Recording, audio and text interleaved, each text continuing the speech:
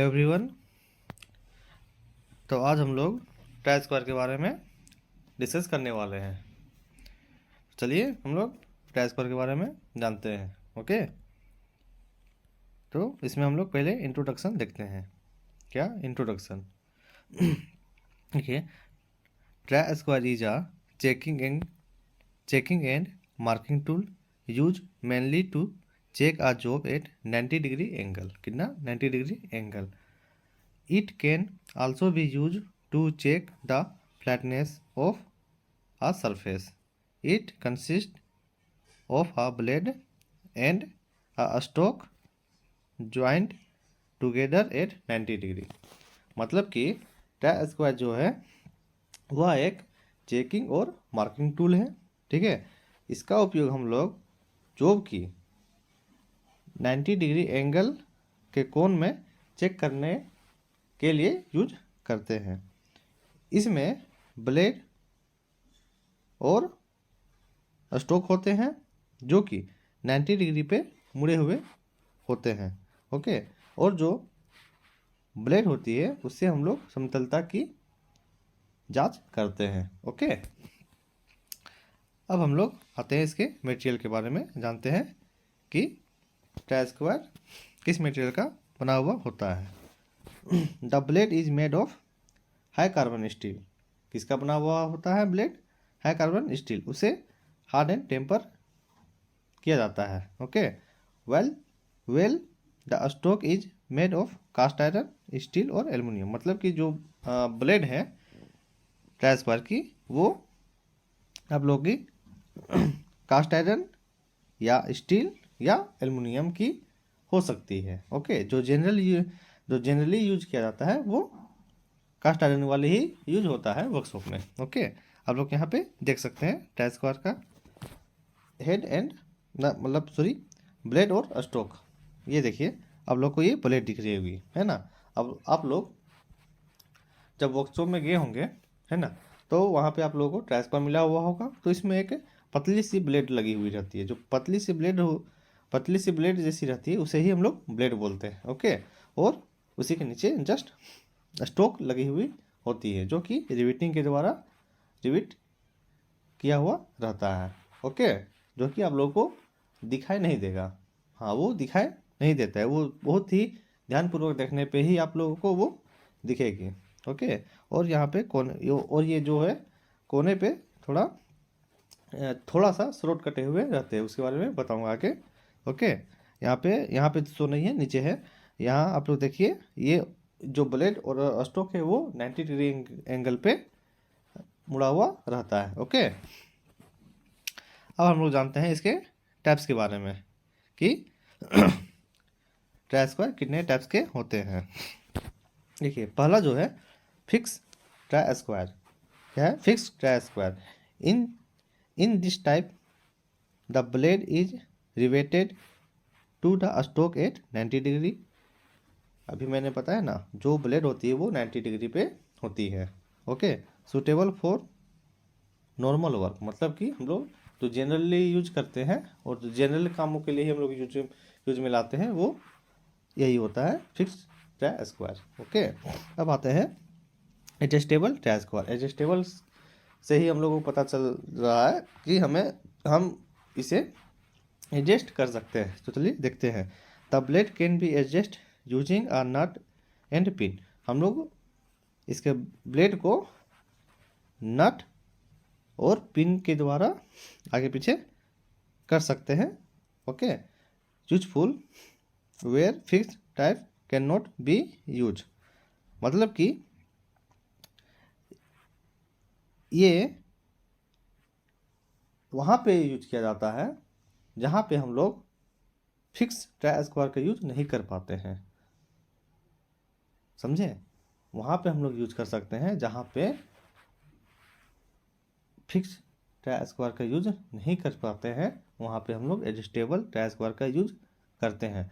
क्यों करते हैं? देखिए, एडजस्टेबल नाम से ही पता चल रहा है कि हम लोग इसे एडजस्ट कर सकते हैं। ये जो दिया हुआ है पिन और नट के द्वारा हम लोग इसका राइट टू लेफ्ट हम लोग मूव करवाते हैं और यूज कर सकते हैं। ओके, आप लोग यहाँ पे देखिए ये फिगर के माध्यम से, ये देखिए जो पहला है प्लेट एंड स्ट्रोक लिखा हुआ है, ये है आप लोगों का फिक्स ट्राई स्क्वायर। क्या है? Fix try square. सेकेंड देखिए ये है एडजस्टेबल ट्राई स्क्वायर। देखिए इसमें जो ब्लेड होती है एडजस्टेबल में, उसमें ब्लेड के फेस पे ही एक स्लॉट कटी हुई होती है ना, इसी पे ये मूव करता है। जो हम लोग का स्ट्रोक है वो मूव करता है इसमें। ओके, ब्लेड पे ही स्ट्रोक मूव करता है। यहाँ पे आप लोगों को ये ब्लैक सी दिख रही हुई, उसी से हम लोग इसे टाइट करते हैं और यूज में हम लोग करते हैं। ओके, अब हम लोग आते हैं कि ट्राई स्क्वायर की एक्यूरेसी कैसे चेक की जाती है ना। तो यहाँ पे हम लोग देखते हैं the accuracy can be check using a master try square और by drawing two line on a surface plate and comparing them. मतलब कि हम लोग ट्राई स्क्वायर की एक्यूरेसी हम लोग मास्टर ट्राई स्क्वायर के द्वारा कर सकते हैं, या फिर आप लोग वर्कशॉप में सरफेस प्लेट देखे होंगे। ओके, सरफेस प्लेट पे हम लोग ट्राई स्क्वायर को ब्लेड को सरफेस प्लेट के ऊपर रखेंगे और जो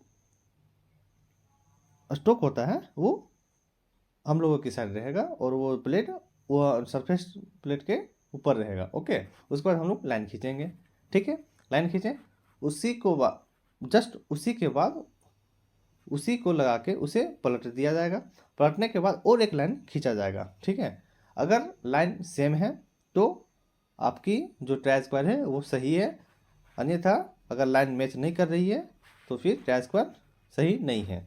आप लोग यहाँ पे देख सकते हैं ये सरफेस प्लेट है।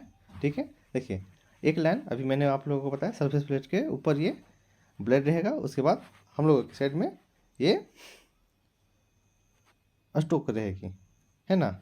ठीक है, ब्लेड ऊपर में रहेगी, स्ट्रोक हम लोगों की साइड निकली हुई रहेगी। उसके बाद एक लाइन खींचेंगे। ठीक है, उसके बाद जस्ट पलट के हम लोग ट्राई स्क्वायर को उसी तरह एक लाइन और खींचेंगे। अगर दोनों लाइन मैच कर रही है तो हम लोगों की ट्राई स्क्वायर सही है।